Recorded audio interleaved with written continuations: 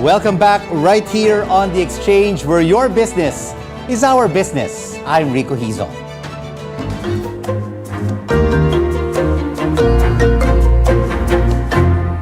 The country is no stranger to destructive storms. Let's find out how businesses have prepared for these natural disasters with the Philippine Disaster Resilience Foundation's Bill Luz. Bill, great to have you with us. Every year, we're hit by more than 20 typhoons. The past week, Egay and Falcon, many lives and billions in property lost. Is the Philippines doing enough in terms of disaster resilience and preparedness?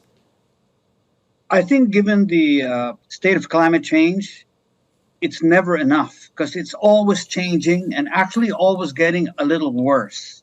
So they're going to come maybe not so frequently, but when they hit us, you can see the extent of the damage they can cause, floods, a lot of high winds. So, a lot more rainfall than we're seeing. So we need to, even if we think we're as prepared as we can be, we need to prepare even more. PDRF, Bill, has an emergency operations center in Clark, Pampanga. How has it helped in advancing warnings, especially for storms? Okay, so the Emergency Operations Center is really built around the concept of preparedness and prevention. So we do a lot of forecasting and early warning for storms and, of course, for volcanic eruptions. And not yet, but hopefully we can do the same early warning for earthquakes. So for storms, we try to give as long a forecast as possible, maybe 8, 9, 10 days ahead of a storm. We give that to the business community so they can pre-position goods, get their staff prepared, and not only protect themselves, but they are prepared to react to and respond in communities all over the country. Bill, you mentioned about businesses. Do all kinds of businesses, whether the micro, small, medium enterprises, of course, including the conglomerates, do they have access to all of your information? Not all companies have access to the information because there are just far too many companies in the country. We concentrate on large ones and on mid-sized ones, but from the large ones are able to transmit to small and medium-scale enterprises as well. No, so we try to reach out down to micro, small, and medium-scale enterprise. And the degree of assistance is also different depending on the size of the company. The most important thing to do is help, for a small company, for instance, is help your own employees and help your operations, because the faster you can recover, the faster your community recovers. For large corporations, it's of course all about keeping their operations continuing. It's business continuity programs, plus the ability to respond in communities wherever, and whenever they're struck by disaster.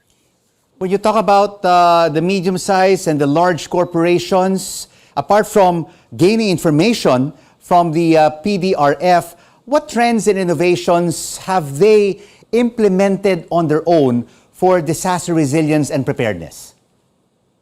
Well, the first thing they've done, and they've done traditionally even before PDRF, is that they had business continuity programs. So that was just adjusted to account for natural disasters, and that's improved.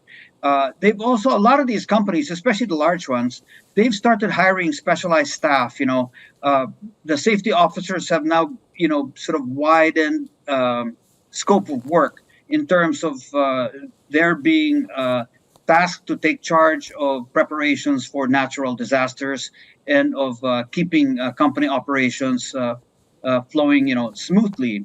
They take care of employees, they take care of assets.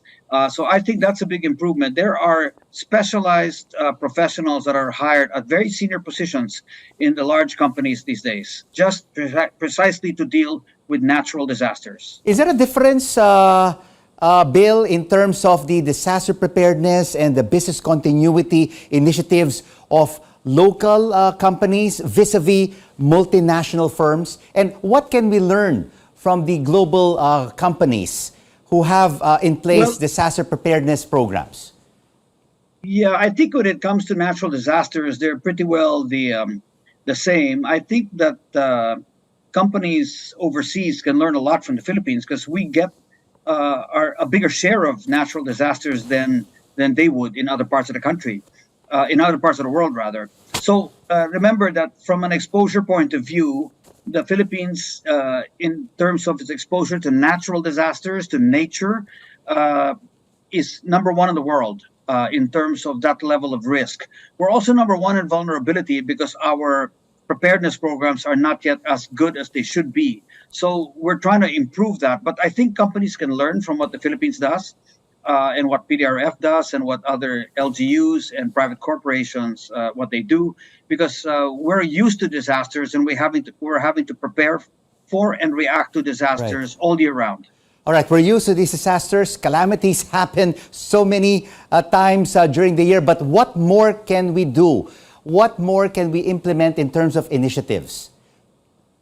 I think one of the things that's kind of overlooked is with all the preparedness, I think we need to look at disaster risk insurance a lot more. We need to protect ourselves, our assets, our people, the economy against this type of loss. And this is an insurable item. So there are types of specialized disaster risk insurance products available. And following the pandemic now, the private sector around the world, they've been developing something known as epidemic risk platform. And that epidemic risk platform, that's been communicated to our Department of Finance and National Treasury as potential, insurance products to protect the country. So I think that's kind of the next step forward. Another thing would be engineering solutions, strengthen our infrastructure, strengthen our buildings. Particularly, you look at all these floods. I mean, we need to find out what's the real root cause of all the flooding. Thank you so much for this private sector disaster preparedness exchange, Bill Luz of the Philippine Disaster Resilience Foundation. And before we go, here are words of wisdom from Mami Muzatori from the UN Office for Disaster Preparedness. Disaster risk reduction requires an all of society engagement. Through our collective efforts, we will achieve greater impact. And this is the exchange. We make sense of the facts and the figures and the ups and downs of the business cycle, because your business is our business. I'm Rico Hizon. Thanks for watching CNN Philippines. News you can use. News you can trust.